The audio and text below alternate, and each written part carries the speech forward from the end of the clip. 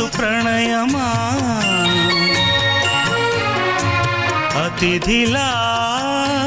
నన్ను చేరుకున్న హృదయమా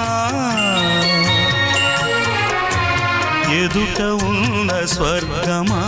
చెదిరిపోని స్వప్నమా కనులలో